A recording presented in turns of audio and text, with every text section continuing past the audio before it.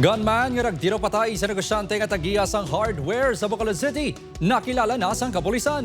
Si Aileen Pedreso nakatutok. Sa bulig sa CCTV footage nga nakuha sang kapulisan, natumod na ang gunman nga nagtiro patay sa negosyante kag tag-iya sang hardware nga si Romy D, 52 anyos sa Bonifacio Street, Barangay 12, Bacolod City kahapon sang aga.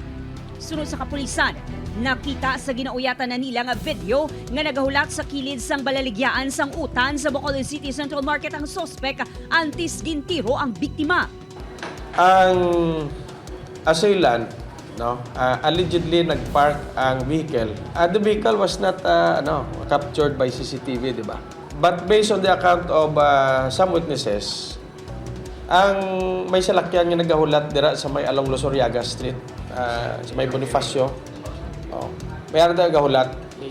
Tapos ang assailant nagaturo tambay dira sa corner sa may Central Market. Ginulat niya ang victim. Ginbantayan sa sospek na makapanaog sa salakyan ng negosyante antes ginsundan kag gintiro sa ulo.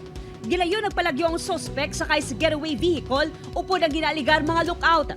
Dugang sang kapulisan, isa ka special bullet ang gingamit sa sospek nga ginapahayag isa ka gun for hire.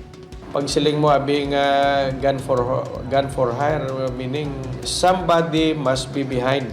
Kag hindi lang basta-basta nga magpapatay kasi isa ka tawo. Pag sila mo special bullet, gamiton mo na para nga masigurado mo nga mapin down, mapatay mo ang imong target.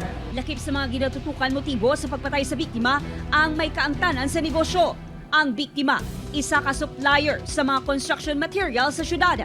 Ginahibalo pa ang kapulisan kung ano nga proyekto kag kontrata kolektado ang biktima. In terms of contractors, wala na specified kung sa deal sa contract sa private entities ba o sa government now. Kaya once na supplier ka, maka-engage ka sa kontrata. Wala man ginadula sa kapulisan ang motibo sang personal na agrabyado sa investigasyon. Samtang sa statement sa Philippine Institute of Civil Engineers Negros Occidental Chapter, ginpabutyag sang grupo na ila ginakasubo kag ginakondina ang pagpatay sa biktima nga nay presidente sang grupo. Upod kay Reynald Castillo, Aileen Pedraso. 1 Western Visayas.